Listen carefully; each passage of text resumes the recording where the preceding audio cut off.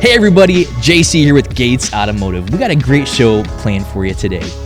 First, we have GM and Tesla partnering with the Tesla Supercharging platform. And then we're going to talk about iPhone's newest updates with iOS 17. But first, we got a guest host today, David Martinez. David, thanks for hopping on today and doing this. Oh, thank you for having me. It's nice to be here today. Well, thanks for coming in our beautiful new Chevy store. And it's a little quiet right now, but I swear like an hour ago, they were banging, they were hanging stuff up, they were making some noise.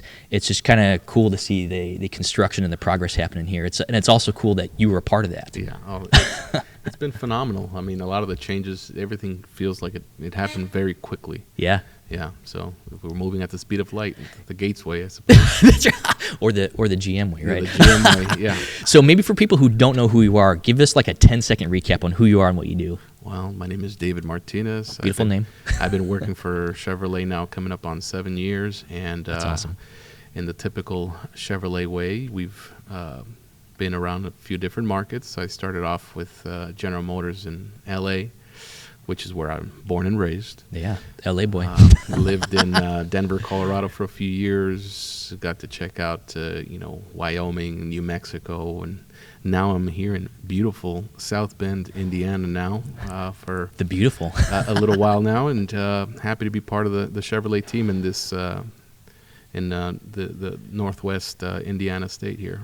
Yeah, sure. And you're newer to this area, so you moved to South Bend when? Towards the end of 2021. Yeah, exactly. Yeah. So you were even transitioning during are we allowed to talk about the pandemic anymore? Yeah. That's like so far behind us in the rearview mirror, right? Wow, yeah. But that would have been difficult, I think, to transition to a new market during that time period. What was that like for you? It was tough, especially coming here with a family. Yeah. But, all things considered, it went pretty smooth, That's great. We managed to get here. People here very welcoming. That's the South Bend way.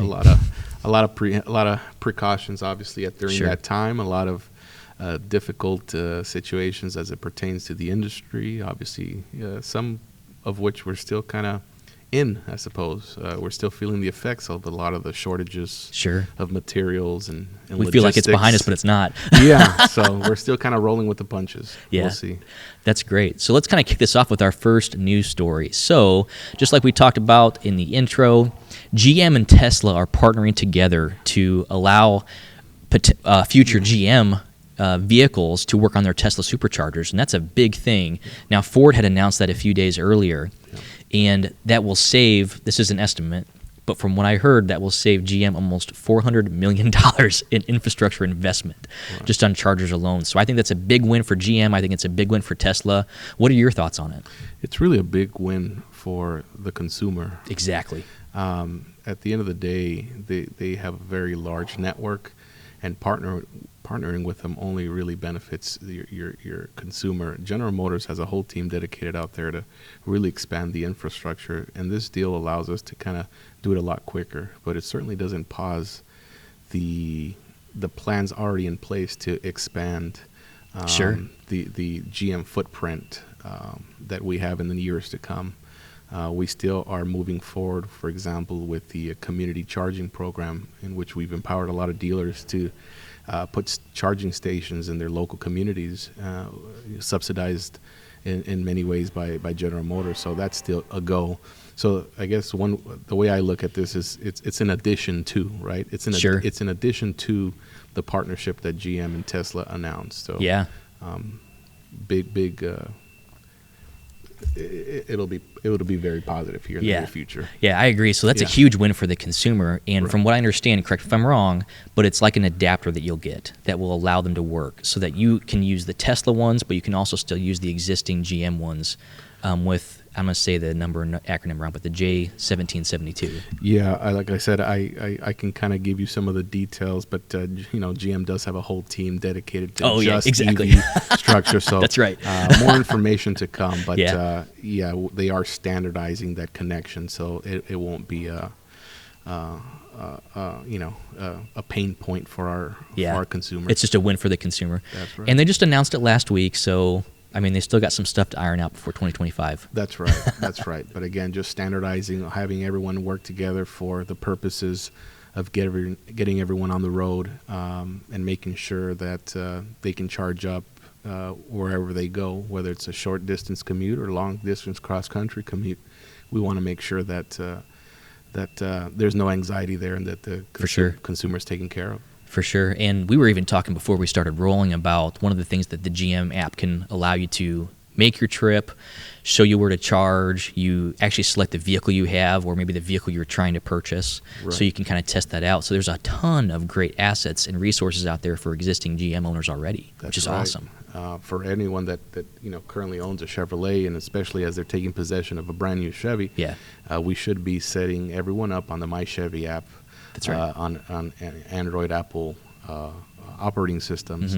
Apart from all the benefits that you get from the connection there through the app, being able to remote start your vehicle on cold days, or cool your vehicle on hot days, one of the big benefits there is that the whole charging network is there as well. You can plan out routes, and you can even plan it based on charging routes to see which ones will charge the quickest. So That's right. It's a very efficient way to kind of plan your long distance trip. I highly recommend it. Give it a shot. Yeah, exactly. And I had the chance to see that in person at the same place you were at, the EV Symposium that they did for our district, our region, last year. And I thought it was so cool that you could see that. You can select what vehicle, and then it will just tell you, hey, here's your first stop. Charge to 65%, which sounds crazy, but there's science behind that. And then get to the next stop, here's where it's at, and you need to charge that to 80%. So it really tells you, like, every step of the way what you need to do. Right, to be as fast and as efficient as possible. Exactly. When planning a route. Exactly. Yeah.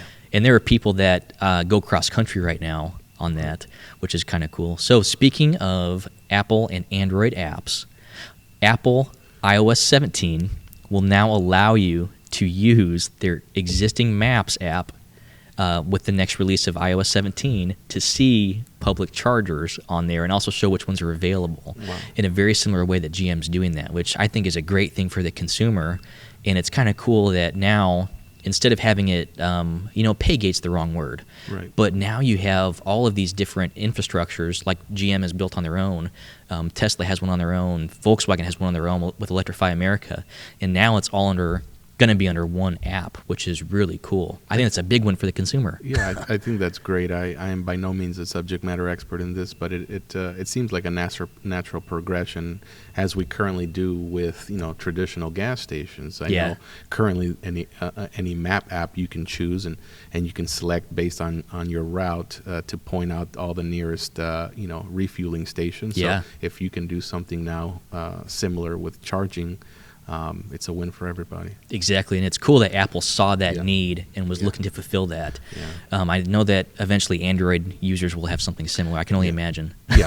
Google Maps, I'm sure, will follow suit. It's I think they're by far the largest mapping application, I think so. But if Apple's doing it, it only makes sense. Yeah, and I guess also speaking of EVs, GM and Chevy, they've got an excellent offering coming up of fully electric vehicles that they've been working on for a while. Between the Silverado, the Equinox, they're talking about a electric Corvette. I've kind of seen examples of it, but I haven't seen the actual prototype yet.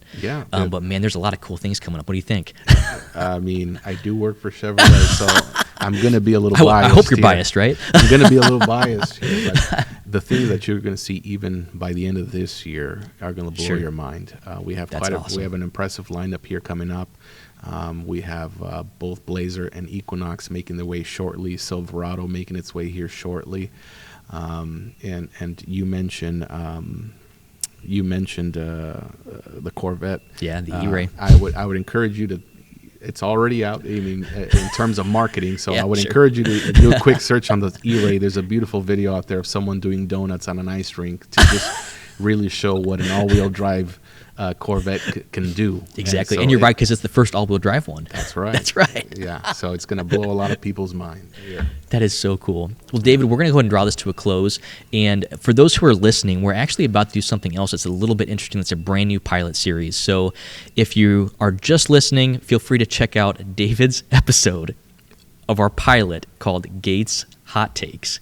You can find this at gateshottakes.com. I'm not going to tell you any more about that. You're going to have to go watch it yourself to see what that's all about. So first off, David, thank you for coming on this episode today and doing this. I appreciate you. You're very welcome. It looks like we're going to have fun here. Oh, man, we're definitely going to have fun. All right. Well, guys, thanks for watching this show today. Stay tuned for more content. Car Talk is presented by Gates Automotive, Northern Indiana's premier local-owned auto dealer, specializing in Toyota, Chevy, and pre-owned vehicle sales and service. Gates Automotive has locations in South Bend, Mishawaka, Granger, and Elkhart. For more information, visit gatesautomotive.com.